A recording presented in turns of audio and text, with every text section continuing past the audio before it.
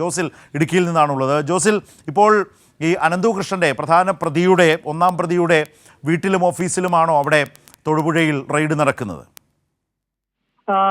ശരത്ത്, ഇവിടെ തൊടുപുഴ കുടയത്തൂർ പഞ്ചായത്തിലുള്ള കോളപ്ര എന്ന സ്ഥലത്താണ് അനന്തു കൃഷ്ണന്റെ ജന്മദേശം. അവിടുത്തെ വീട്ടിലും ഇത് ആദ്യഘട്ടത്തിൽ ഈ തട്ടിപ്പുകളെല്ലാം ആരംഭിക്കുന്ന ഘട്ടത്തിൽ അനന്തു സ്വന്തം നാട്ടിൽ സ്ഥാപിച്ച 2 ഓഫീസുകളും കേന്ദ്രീകരിച്ചാണ് ഇപ്പോൾ ഈ പരിശോധനകൾ നടന്നുകൊണ്ടിരിക്കുന്നത്. കൊച്ചിയിൽ നിന്നെത്തിയ 5-അംഗ ED ടീമാണ് ഇപ്പോൾ ഈ പരിശോധന നടത്തിക്കൊണ്ടിരിക്കുന്നത്. ഇപ്പോൾ അനന്തു കൃഷ്ണന്റെ വീട്ടിൽ കോളപ്രയിലെ വീടിനുള്ളിലാണ് പരിശോധന നടന്നുകൊണ്ടിരിക്കുന്നത്. വീട് അടച്ചിട്ട് അകത്ത് പരിശോധനകൾ തുടർന്നുകൊണ്ടിരിക്കുകയാണ്. പ്രധാനമായും ഈ പണം വന്ന വഴികളും ആ പണം വന്നതിന് ശേഷം പോയ വഴികളുമാണ് ഇപ്പോൾ പ്രധാനമായും അന്വേഷിച്ചുകൊണ്ടിരിക്കുന്നത്. 1000-ഓളം കോടി രൂപ ഇത് വിവിധ തട്ടിപ്പുകളിലായി വാഹനം, അതുപോലെ തന്നെ ലാപ്ടോപ്പ്, കാർഷിക ഉപകരണങ്ങൾ, തയ്യൽ മിഷൻ, അങ്ങനെ വിവിധ സാധനങ്ങൾ സാധാരണക്കാരെ പറ്റിച്ച് പകുതി വിലയ്ക്ക് നൽകാമെന്ന മോഹന വാഗ്ദാനങ്ങൾ കൊടുത്ത് സമ്പാദിച്ച ഈ പണം വന്ന വഴിയും അതുപോലെ തന്നെ എവിടേക്കാണ് പോയതും എന്നുള്ള വലിയ അന്വേഷണമാണ് നടന്നുകൊണ്ടിരിക്കുന്നത്. ഏതായാലും കൊച്ചിയിൽ നിന്നെത്തിയ ഈ ED സംഘം, 5-അംഗ ED സംഘം ഇപ്പോൾ വീടിനുള്ളിൽ പരിശോധന തുടരുകയാണ്. ശരത്, കൊച്ചി യൂണിറ്റാണ് നേരത്തെ അമൽ സൂചിപ്പിച്ചതുപോലെ തന്നെ അവിടെയും. എപ്പോൾ തുടങ്ങിയതാണ് ഈ റെയ്ഡ് ജോസിൽ? ഇവിടെ 9 മണിയോടുകൂടിയാണ് ഈ സംഘം ഇവിടെ എത്തിയത്. ആദ്യം ഓഫീസിലേക്കാണ് പോയത്. ഓഫീസിലേക്ക് പോയതിനു ശേഷം നേരെ ഇവിടെ വീട്ടിലേക്ക് വരികയും അനന്തുവിന്റെ പെങ്ങളുടെ ഭർത്താവ് വീട് തുറന്നു കൊടുക്കുകയുമാണ് ചെയ്തത്. അതിന് ഇപ്പൊ അവരടക്കം ഇപ്പൊ ഈ വീടിനകത്തുണ്ട്. ഈ വീടിനുള്ളിൽ ഈ ED ഉദ്യോഗസ്ഥർ ഇപ്പോൾ വീടിനുള്ളിൽ തുറന്നുകൊണ്ടിരിക്കുകയാണ്.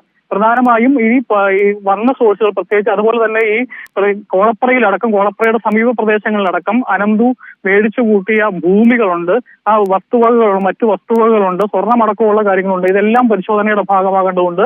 EDയോടൊപ്പം തന്നെ സമാന്തരമായിട്ട് ക്രൈംബ്രാഞ്ചും കസ്റ്റഡിയിൽ വാങ്ങി അന്വേഷണം തുടരുകയാണ്. ഇന്നലെ ക്രൈംബ്രാഞ്ച് കൊടുത്ത കുറ്റപത്രത്തിൽ തന്നെ ഞെട്ടിക്കുന്ന വിവരങ്ങളാണ് പുറത്തു വന്നതെന്ന് നമുക്കറിയാം. ഏകദേശം 500-ലധികം കോടി രൂപയുടെ 3 ദിവസം മാത്രം നടത്തിയ പരിശോധനയിൽ 500-ലധികം കോടി രൂപയുടെ തട്ടിപ്പാണ് EDക്ക് കണ്ടെത്താൻ സാധിച്ചത്. ഈ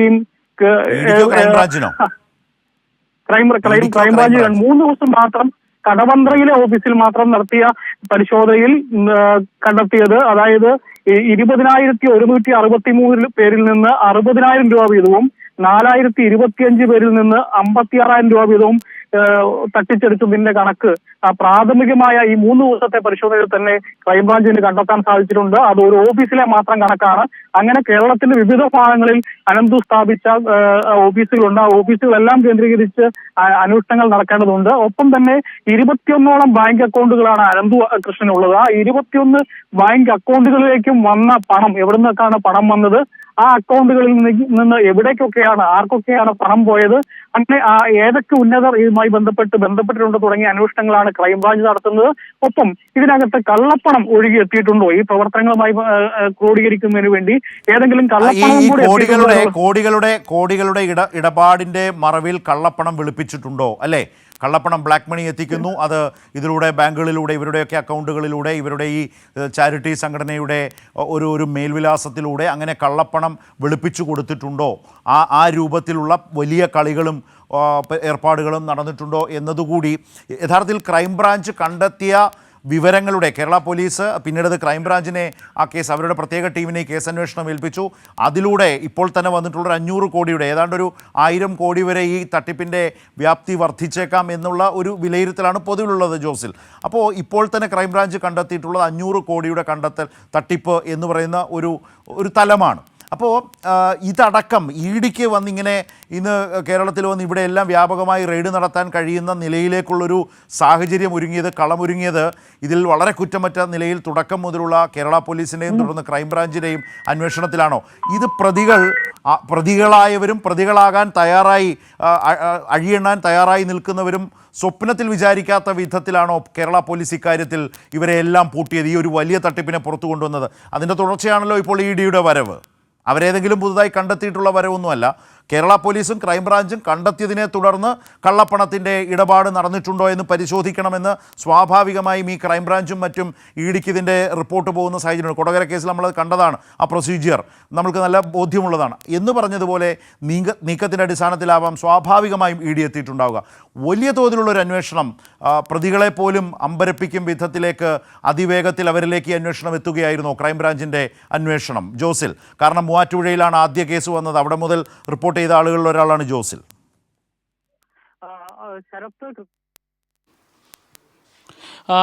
ശരത്ത്, കൃത്യമായിട്ടും ഇത് മുഖ്യമന്ത്രിയുടെ ഓഫീസിലേക്ക് പേര് വെക്കാത്ത ഒരു പരാതിയാണ് ആദ്യം വരുന്നത്.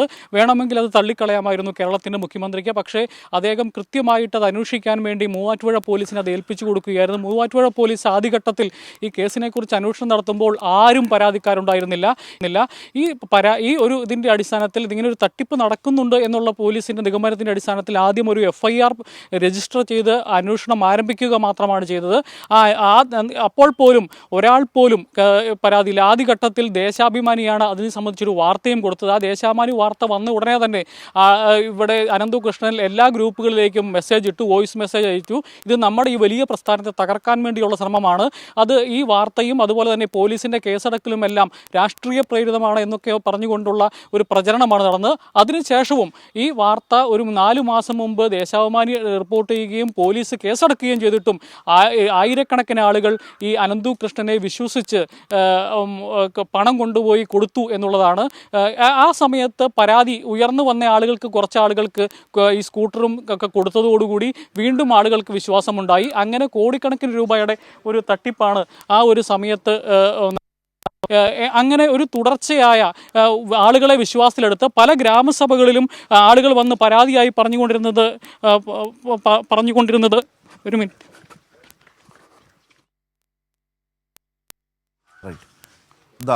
ഏതായാലും നമ്മളിപ്പോൾ ജോസിൽ സംസാരിച്ചുകൊണ്ടിരിക്കുന്നത് കോളപ്രയിലെ മുഖ്യപ്രതി അനന്തു കൃഷ്ണൻ്റെ വീടാണ് ഈ കാണുന്നത്.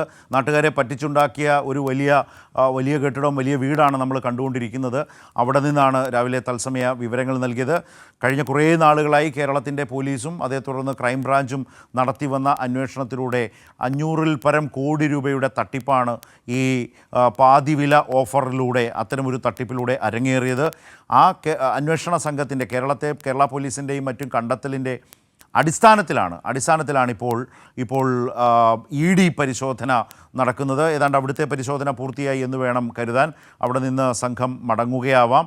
അവിടെ ഈ പ്രതിയുടെ സഹോദരിയോ സഹോദരനോ മറ്റോ കുടുംബമൊക്കെയാണ് അവിടെ താമസിക്കുന്നത് എന്നുള്ളത് കൂടിയാണ്. അന്വേഷണ ഉദ്യോഗസ്ഥർ മാധ്യമങ്ങളോട് എന്തെങ്കിലും ഇതേക്കുറിച്ച് പറയാൻ തയ്യാറായിട്ടില്ല. കാരണം അവരിൽ നിക്ഷിപ്തമായി അവരെ ചുമതലപ്പെടുത്തി അയച്ച ജോലി ചെയ്ത് മടങ്ങുക എന്നുള്ളതാണ് അവരുടെ ഉത്തരവാദിത്വം. മീഡിയ ബ്രീഫിങ്ങിനൊന്നുമുള്ള അധികാരമോ ചുമതലയുള്ള ഉദ്യോഗസ്ഥരായിരിക്കില്ല സ്വാഭാവികമായും അവർ. ഒരേ സമയം തന്നെ EDയുടെ കൊച്ചി യൂണിറ്റിൽ നിന്നും 12 ഇടങ്ങളിൽ റെയ്ഡ് നടന്നു വരുന്നു എന്നുള്ളത് കൂടിയാണ്. രാവിലെ 9 മണിക്ക് റെയ്ഡ് ആരംഭിച്ചു എന്നാണ് ജോസിൽ പറഞ്ഞത്. അങ്ങനെയാണെങ്കിൽ ഏകദേശം ഒരു 1.5 മണിക്കൂറിനുള്ളിൽ റെയ്ഡ് പൂർത്തിയാക്കി ഇവർ മടങ്ങുന്നു എന്ന് വേണം കരുതാൻ.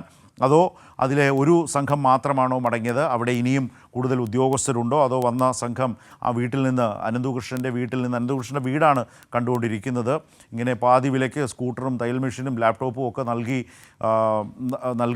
നൽകാമെന്നൊക്കെ പറഞ്ഞ് മോഹിപ്പിച്ച് വിശ്വസിപ്പിച്ച് വഞ്ചിച്ച് ഉണ്ടാക്കിയ പണത്തിൻ്റെ ഒരു പങ്കാവാം ഈ കാണുന്നത് എന്നുള്ളത് കൂടിയുണ്ട്. ഏതായാലും അഴിയെണ്ണുന്നു. ഒരുപാട് ആളുകൾ അഴിയെണ്ണാതിരിക്കാൻ ഇപ്പോൾ കോടതിയിൽ മുൻകൂർ ജാമ്യം ഒക്കെ കൊടുത്ത് നിൽക്കുന്നു. ഏതായാലും എല്ലായിടത്തും ഇപ്പോൾ വ്യാപകമായി റെയ്ഡ് നടക്കുകയാണ്. ഓർക്കുക, EDക്ക് അങ്ങനെ വന്ന് റെയ്ഡ് നടത്താനും ഈ കേസിൽ ഇടപെടാനും കഴിയുന്ന നിലയിലേക്ക് ഒരു വലിയ തട്ടിപ്പ് പുറത്തു കൊണ്ടുവന്നത് കേരള പോലീസാണ്. കേരള പോലീസ് ആ കേസ് വിപുലമായൊരു ഘട്ടത്തിൽ പൂർണ്ണമായും സംസ്ഥാന സർക്കാർ ആഭ്യന്തര മന്ത്രാലയം ആ കേസ് ക്രൈംബ്രാഞ്ചിനെ ഏൽപ്പിക്കുകയായിരുന്നു. ക്രൈംബ്രാഞ്ചിൻ്റെ പ്രത്യേക സംഘമാണ് ഇതുമായി ബന്ധപ്പെട്ട വിവരങ്ങൾ മനസ്സിലാക്കി.